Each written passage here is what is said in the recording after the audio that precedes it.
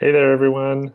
Hope you can hear me okay. I'm coming to you from a top secret location today, and I think Sharon was having some technical difficulties today. So if I see her in here, I will try to bring her up as well. She's been having some internet connection issues.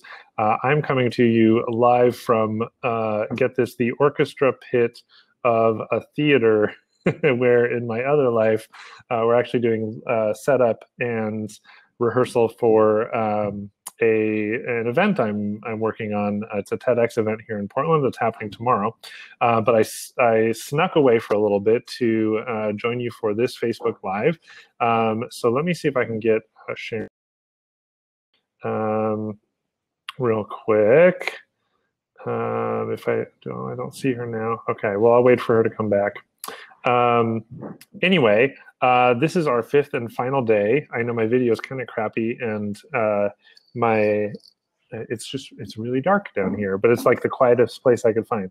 This is our fifth and final day of our holiday shape up series. And we didn't want to leave you hanging, obviously, because A, it's Friday and everybody needs a little bit of a pick-me-up on Friday. We've got some good stuff to share with you. So if you are with us now, please introduce yourself in the chat. I'd love to know who you are and where you're from, what you make, things like that. You should all know the drill by now if you've been watching before. And I'm going to keep checking to see if Sharon is joining. Haven't seen her yet. Okay. I might just have to move on without her. Well, my name is Isaac. If you're new to this, I am half of the duo that runs Academy of Handmade, and we are here with this series of live videos helping you get in shape for the holidays and highlighting some resources and some helpful tips that will help you make progress and beat the holiday hamster wheel and keep your sanity and not be super burned out come January. So we've talked about things like how important it is to know your numbers. We talked about some tips that'll help your craft show booths. Hi, Amanda. It's good to see you again. Thanks for joining us. What else have we talked about? We talked about the holiday hamster wheel. We talked about, what did we talk about yesterday? Hold on, I have it here. Planning for promotion. Yes, that's it. And today we're talking about expecting the unexpected. Sharon is here. Yes. All right. Let me see if I can bring Sharon up on screen real quick before we dive into the meat. All right. Let's see. So while she's working, oh, there she is right there. Hey, Sharon. Hello. Sorry. It's a hot mess today over here. It's that full moon that was absolutely gorgeous last night. But you're a little crackly too, Isaac. I know. I'm. Let's see. Is that better? You sound fine right now. Okay, good. Okay. I think my mic cable was pinched a little bit. So anyway, we're talking about expecting the unexpected today. Now, I am working on free Wi-Fi here, so if my video cuts out for whatever reason, Sharon's going to pinch hit for me. But do you want to call out, Sharon, anything that you think was really exciting about what we learned over this last week before we dive into today's stuff?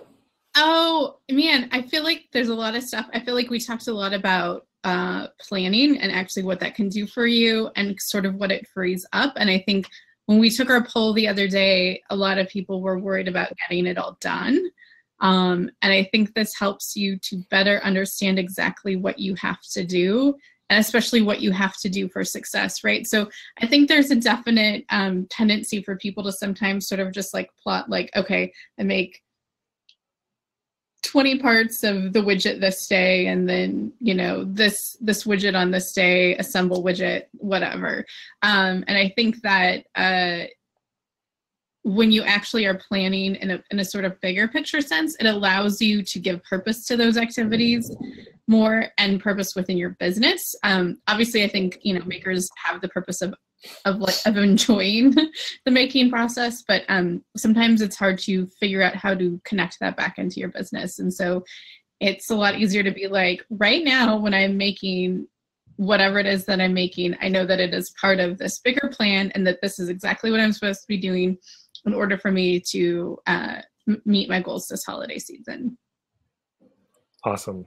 Okay, so like I said today, we're talking about expecting the unexpected, how to be proactive instead of reactive around the holidays and in your business. Also, they're like dragging some big road cases and stuff around above me, so if there's some weird background noise, I'm sorry. So this is my life. So we want to help you get the idea across that planning now is a really important part of keeping your stress down when something unexpected does come up.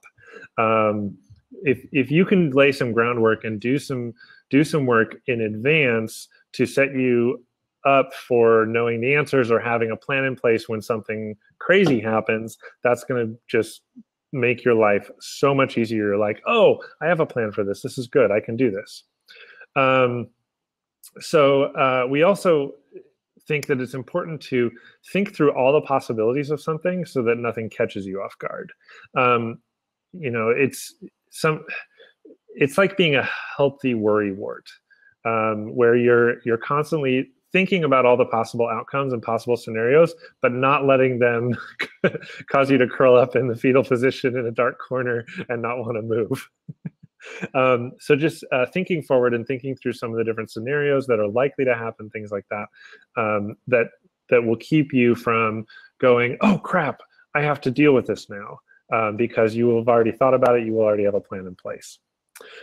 So one of the big things that can help you do that, and this is something, it's funny timing because this is something that I do a lot in event planning, but it's also applicable in smaller projects. I mean, people do this exercise in IT groups and all kinds of different scenarios, is to do what's called a pre-mortem exercise. Now, sometimes like if you go through a big project or a product launch or something like that, you may do a post-mortem where after everything's all said and done, you go through and you go say, okay, well, what went well, what didn't go well, what can we change? Well, that's great if you do one of those, but that doesn't really help what you just did. So a pre-mortem activity is designed to help you think about some of the things that could go wrong and come up with solutions for them in advance so that if they do happen, you know what to do. Hi, Jessica. Hi, Erwin.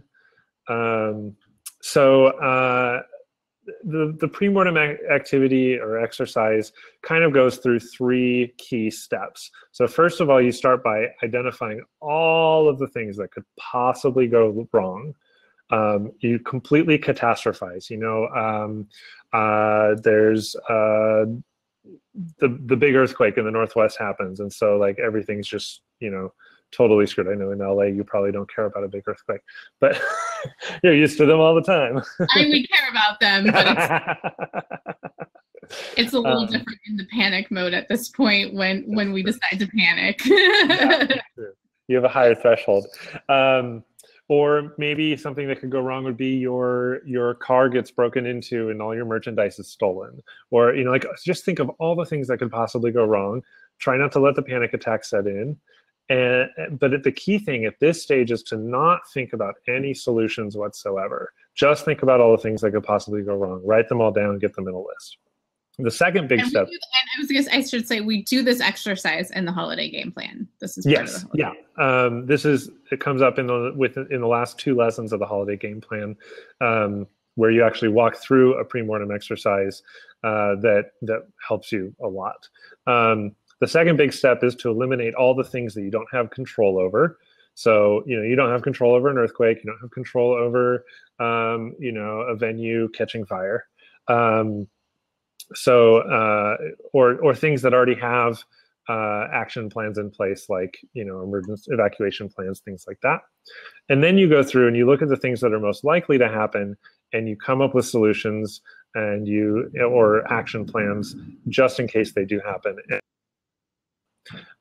So that's kind of like the really quick and dirty overview of a pre-mortem. The game plan goes into a lot more detail about how that can be applied to a handmade business.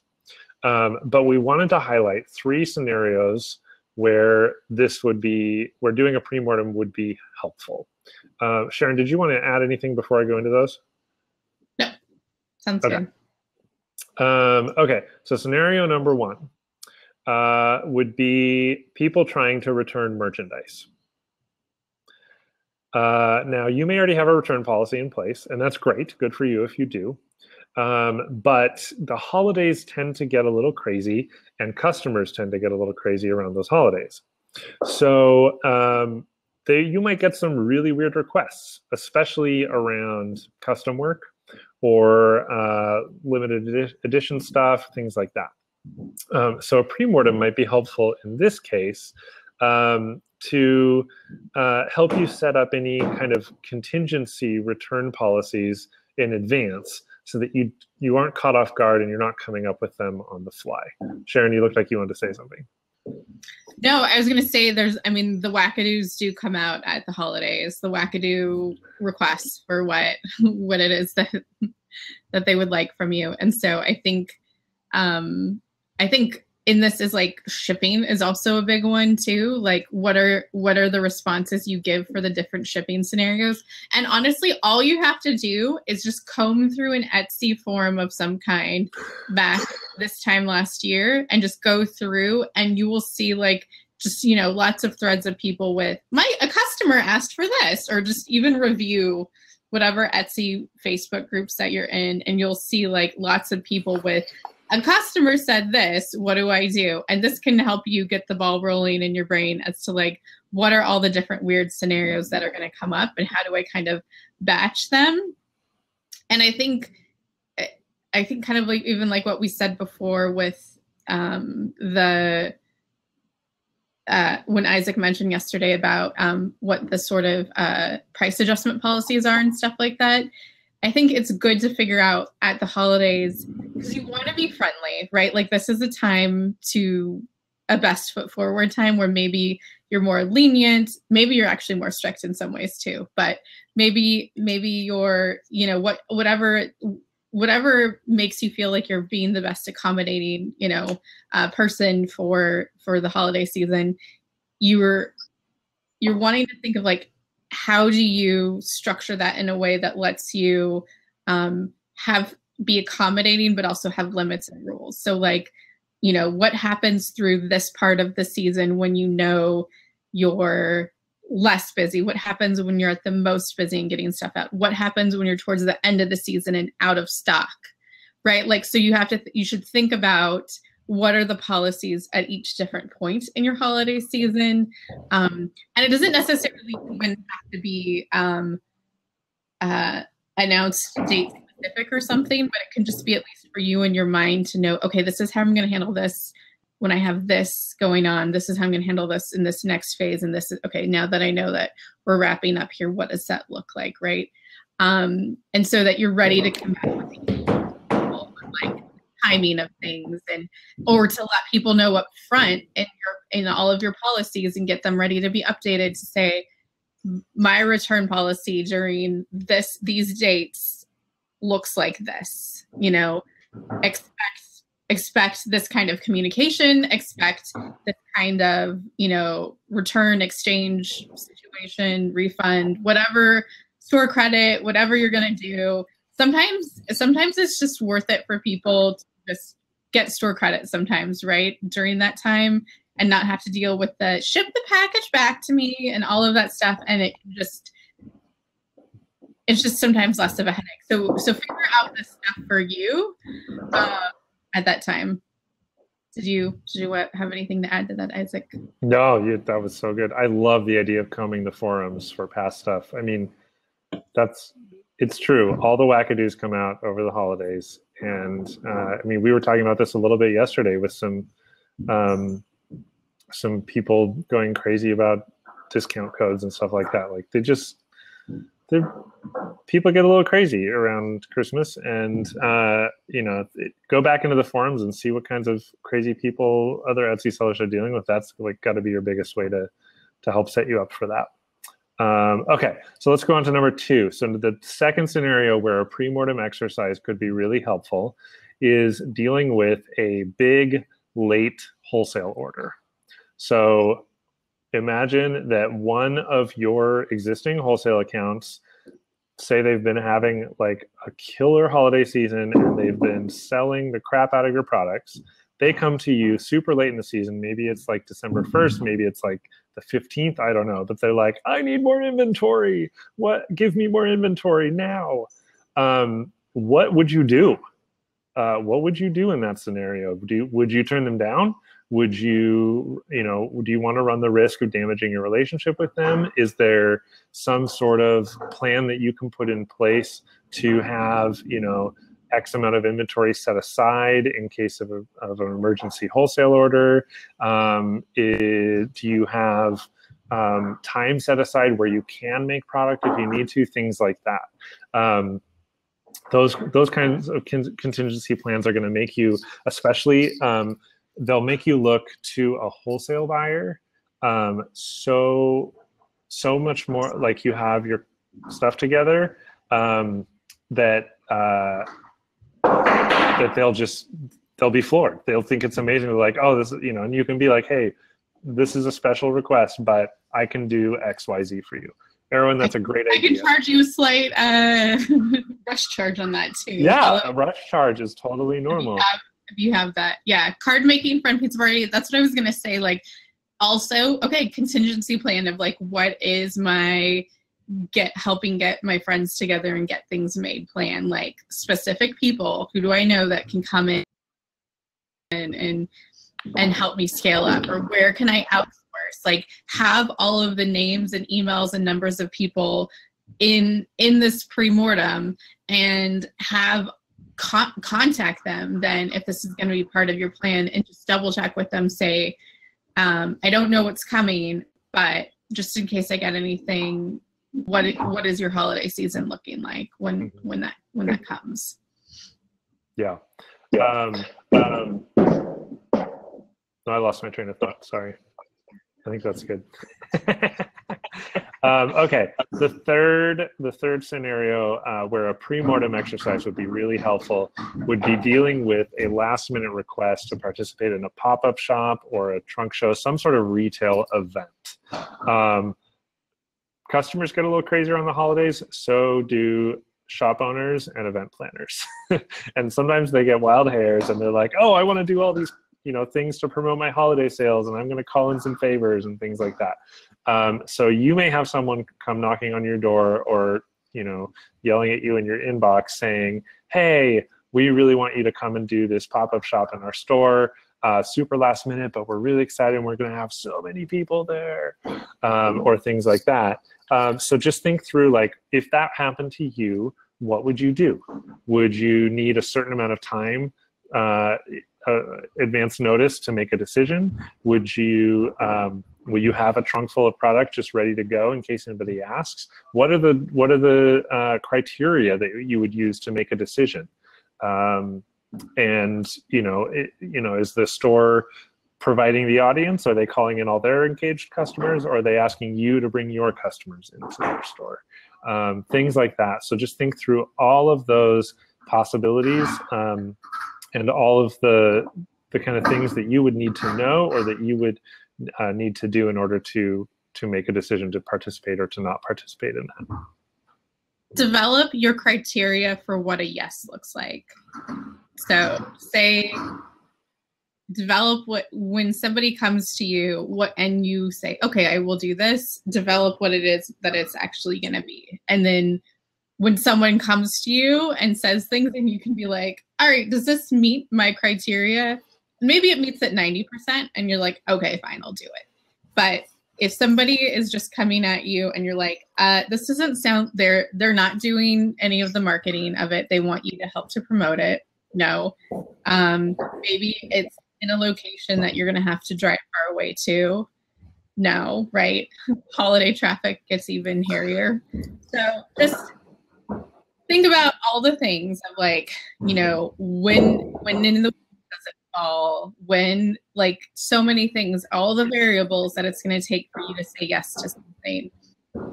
Because otherwise, if you haven't thought it through, then somebody's going to come to you and you're going to make it on a weird gut reaction and not, and you can regret that later. So yeah, exactly. Okay, so those are the 3 scenarios where we think our pre-mortem may be helpful. There are tons more. The pre-mortem exercise is super helpful. I have been using it for all kinds of things ever since I first started using it for events. Sharon and I have done them for events that we're doing, or product launches or things like that. The principle is applicable everywhere. And like we said, the holiday game plan, which is our 8-lesson self-study course on shaping up for the holidays and getting your act together, it includes a pre-mortem exercise at the end as kind of the final thing.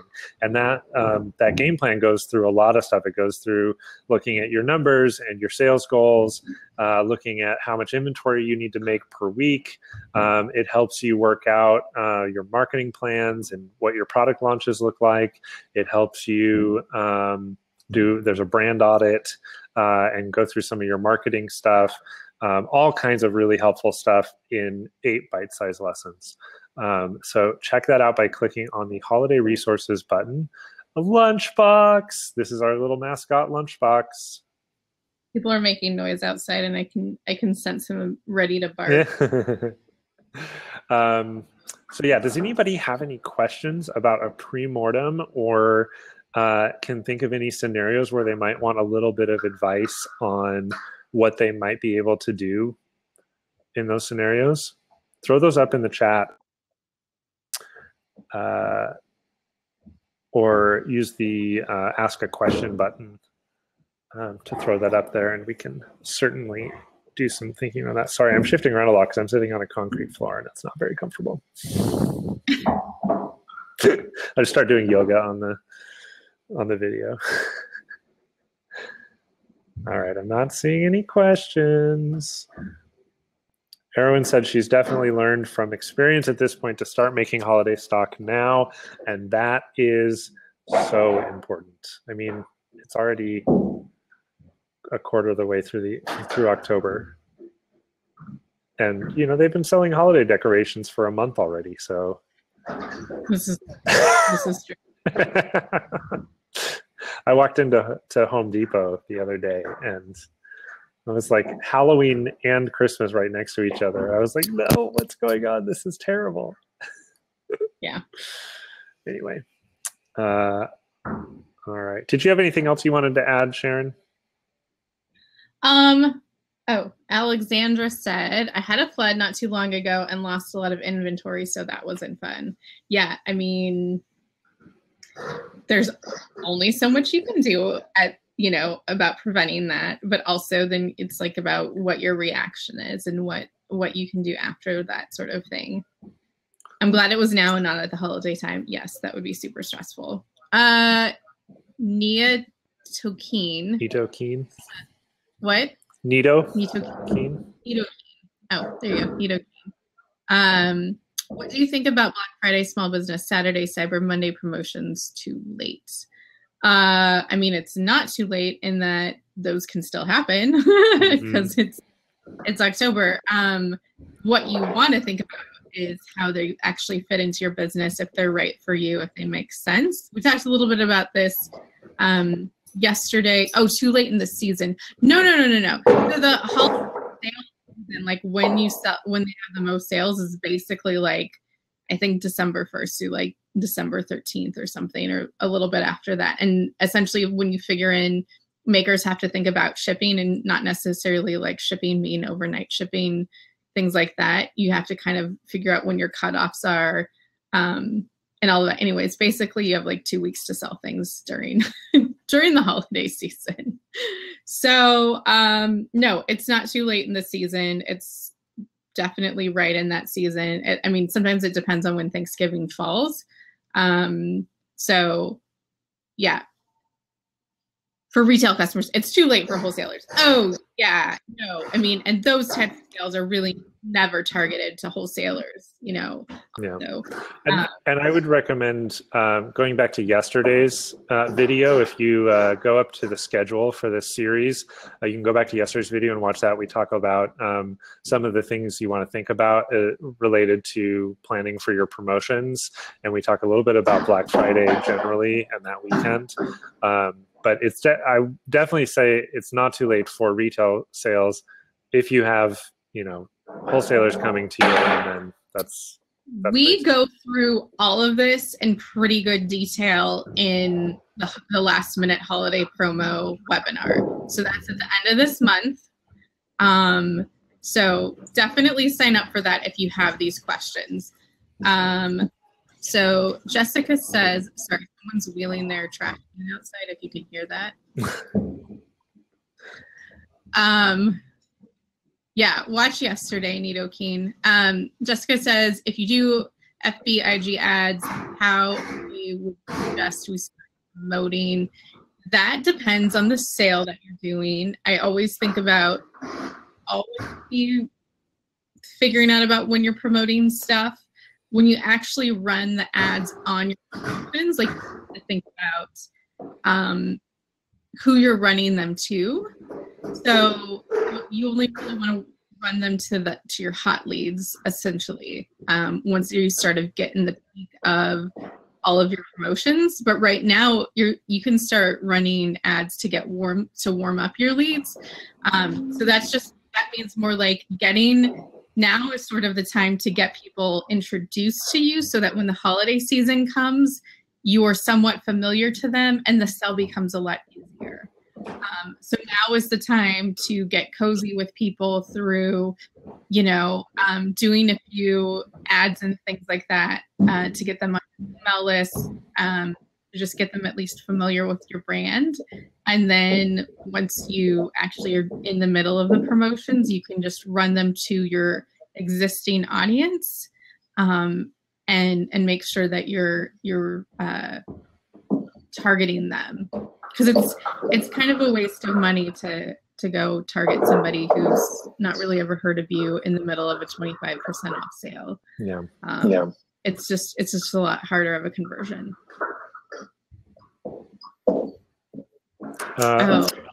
IG giveaways. That's what Erwin's asking about. When is good this time of year and any good reason is. So Instagram, I think, is time of year. Again, it depends on what you're doing.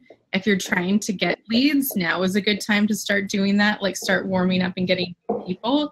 If you're doing it to just sort of hype up your customers and start them thinking about the holiday season, doing something right at the start of the season can be good. When they're maybe paying attention a little bit more, like right before the season starts. So like, you know, mid-November, early November can be a good time to do that to get them like you back on their radar for the holiday season. That makes sense. Awesome. Any other questions?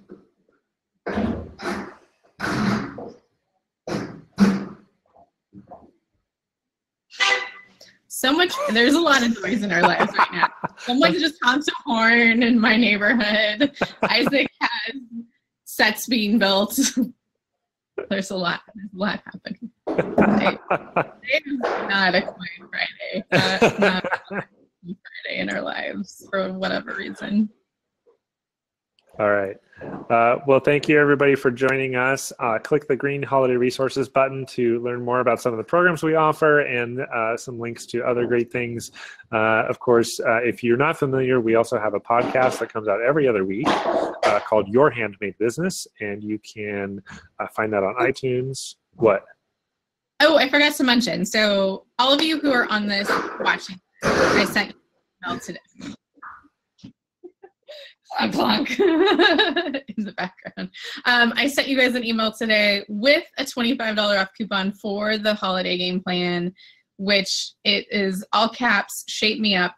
is what that is. And it's good till the end of day Monday. So I suggest getting it and buying it now so that you're ready to go. Yeah, I think that's it. We have podcast, Your Handmade Business. It comes out next Tuesday and every other Tuesday after that. Lots of great stuff. And we've decided we are going to be back here doing these little Facebook Live broadcasts every Thursday at 2 o'clock going forward. And we'll see how it goes. Yeah, we'll let you guys know more in the newsletter. Yep. Be reading that, looking for that. All right, everybody, all right, guys. Have a wonderful weekend. And we will see you next time.